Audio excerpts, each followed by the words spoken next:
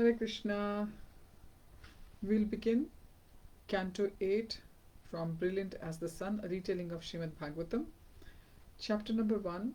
The title of the chapter is The Universal Administrators.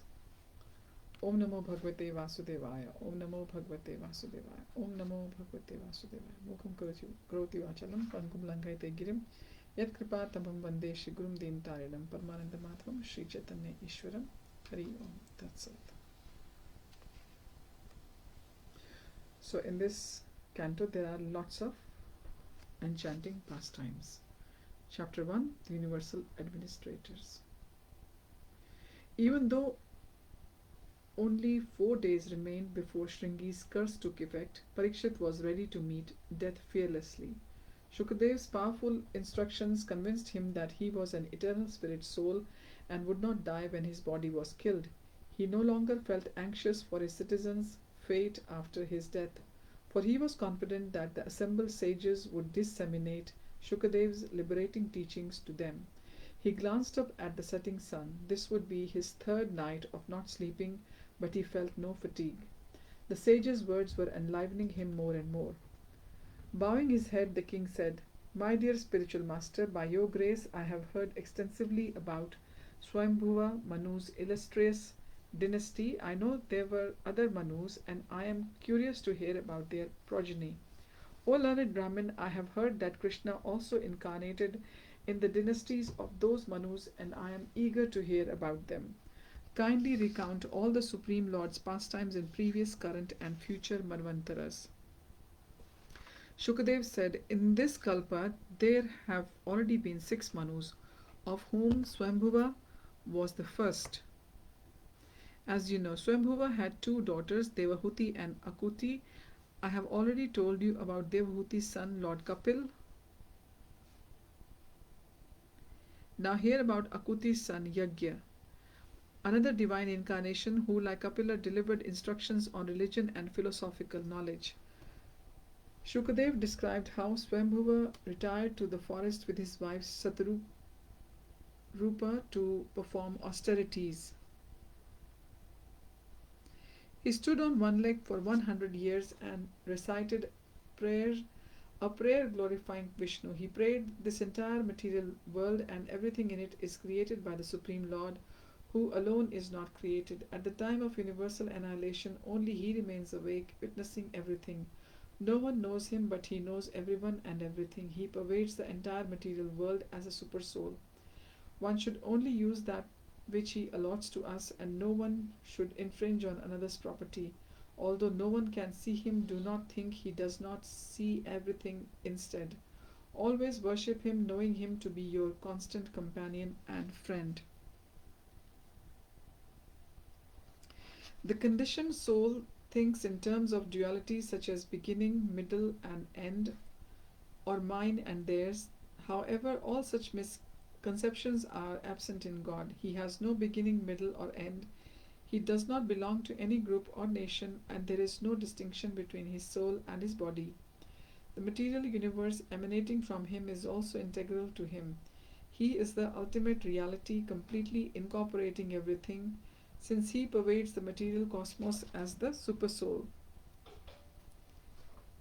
It is considered his body. He is called by many names and has unlimited energies.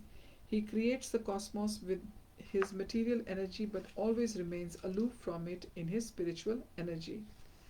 We can only know him when we are on the spiritual platform and desire no result from our work.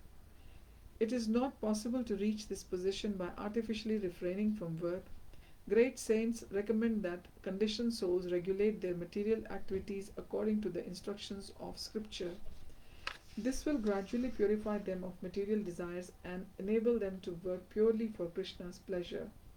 Such work is spiritual and does not entangle one in worldly life, just as Krishna is never entangled despite creating, maintaining, and annihilating the material cosmos. His devotees, whom he always guides, are also never ensnared. The Supreme Lord comes to this world and acts just like us, but he is not interested in enjoying the fruit of his work. He is completely independent in his happiness, and he comes to teach others how to connect with him and be happy. I request everyone to accept the method he teaches, known as Bhakti Yoga. Shukadev continued. Swambhuva Manu was in a deep trance as he recited this prayer taken from the Upanishads. Seeing him and thinking he was asleep and therefore helpless, some hungry, demoniac cannibals surrounded him, desiring to eat him. However, his adopted son Yagyapati appeared, accompanied by his sons, the Yamas and other gods, to kill those cannibals before they could harm him. After that, Yagyapati accepted the post of Indra and ruled the heavens. Parikshit said, how did Yagyapati know Swambhuva Manu was in danger? He is the supreme soul in everyone's heart. Shukadev then listed the three Manus after Swambhuva, their father's name, their principal sons, the name of Indra, the other gods, and the seven celestial sages during their reigns. He told of Krishna's different incarnations in each reign, culminating in how Vishnu rescued Gajendra, the king of the elephants, from a crocodile. Parikshit's curiosity was aroused, and he asked Shukadev to speak about this incident in more detailed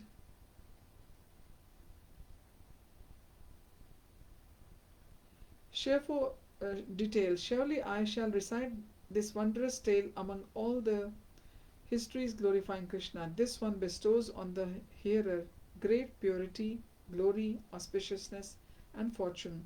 Shukadev began the story of Gajendra. So this was a short chapter, chapter number 1.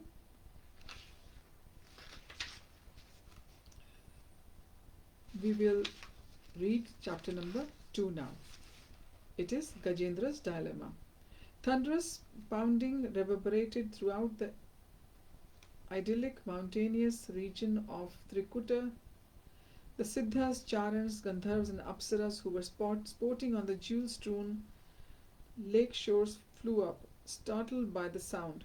What demon could have penetrated their heavenly abode? They scanned all the directions. Nearby, the great mountain rose up into the sky, surrounded by a vast ocean of milk. Surveying the land from behind the clouds, the celestials could see the mountain's three prominent peaks, one of iron, another of silver, and the third of gold. There were no asuras' hordes visible on any of them. Still, the pounding continued. Had the Rakshasas somehow breached the gods' defenses? Their eyes scoured the landscape. Everything seemed peaceful enough. There were orchards of brightly blossoming trees, bushes, creepers, and countless varieties of flowers blowing in the breeze, but no asuras. Waterfalls cascaded pleasingly down the sides of the mountain, and waves from the milk ocean lapped at its foot, throwing up great gleaming emeralds that lay on the glistening beaches. No demons were in sight, and yet the thundering grew still louder. Then from their vantage point high in the sky, the celestials noticed mighty elephants, tigers, lions, rhinoceroses,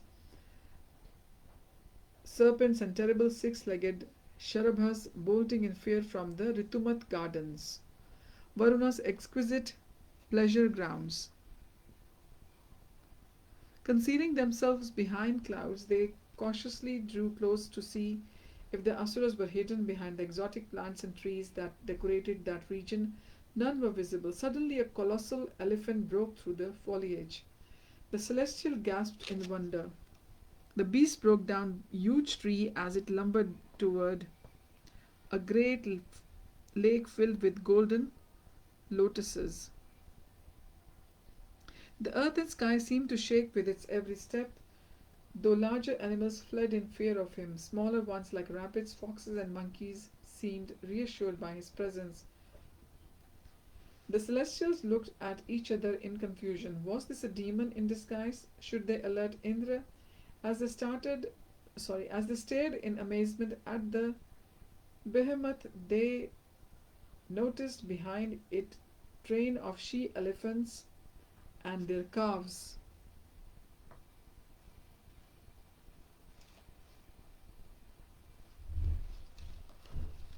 So that this seems more like a family outing than a raid. One Gandharva remarked, "At that moment Varuna arrived and confirmed they had nothing to fear. This is Gajendra, king of the elephants." They smiled in relief. Intrigued, they flew closer to examine the extraordinary creature that had startled them. Gajendra was perspiring, liquor exuded from his temples, and his eyes rolled from intoxication. Bees hovered around him, drinking his perspiration as if it was nectar. He could smell the fragrance of lotuses carried on the breeze from a distance. Surrounded by his wives and children, all afflicted by thirst, he soon arrived at the lake shore. The Elephant King plunged into the vast lake, sending great waves far out into its waters. He languished in the cool waters until he was relieved of his fatigue, leisurely drinking the aromatic waters to satiate his thirst. Many of the she-elephants followed him into the water, but some stayed with the smaller calves that were too nervous about venturing in. Out of love for them, Gajendra went close to the shore and with his trunk sprayed them with water. As his children squealed with pleasure, he trumpeted in happiness. The she-elephants entered the water, leaving the children to play with their doting father. Their thirst slacked, the calves lay contentedly by the lakeside and dozed. Gajendra turned and waded deep into the waters. Sporting with his wives, he splashed and pushed them playfully while trumpeting exuberantly. Gajendra's heavy steps shook the lake bed and disturbed the fierce crocodile dwelling there. Becoming enraged, the monstrous aquatic swam unseen to the source of the disturbance. Opening his mouth wide, he closed his dagger-like teeth over Gajendra's leathery leg. Gajendra screamed in pain as his blood reddened the waters. He tried frantically to pull his leg back. The waters churned and the scaly tail of the gigantic crocodile thrashed about. His wives and children trumpeted in fear. Some of the elephants tried to pull Gajendra back with their trunks, but they could not resist the crocodile's strength. As their mighty husband slipped deeper into the lake, they lost their hold on him and wailed loudly. Overcoming his initial shock, Gajendra struggled with all his might to reach the shore. Hearing the commotion, the celestials gathered above and watched as the two titans hauled one another in and out of the water. The astonishing struggle continued for a very long time. Neither could gain ascendance over the other, but gradually Gajendra was weakening. He had lost much blood and struggled to move into the lake's depth. He found it increasingly difficult to resist the crocodile fighting within its own habitat. Finding himself pulled deeper into the water, Gajendra realized he was helpless and unable to protect himself from this peril. Fear overwhelmed him. Who could save him? Looking back at his relatives, he saw them weeping helplessly on the riverbank. It was surely his destined time to die. None of the other elephants could help him escape his karma. There was only one person who could override destiny, the all-powerful Lord Vishnu. He could protect anyone from the reactions of their past sins. Very few understood his power and influence. Gajendra felt hope. He was fortunate that in his hour of need, when the powerful serpent of the time was about to swallow him, he remembered the Lord. As he meditated on Vishnu, a deep sense of peace swept over him. Surely that supreme person who is everyone's shelter would give him protection if he surrendered to him. So we'll continue our reading from chapter number 3, Gajendra Liberated, next time. Thank you for joining. Hari Om Tat Sat. Hare Krishna. Srila Prabhupada Ki Jai.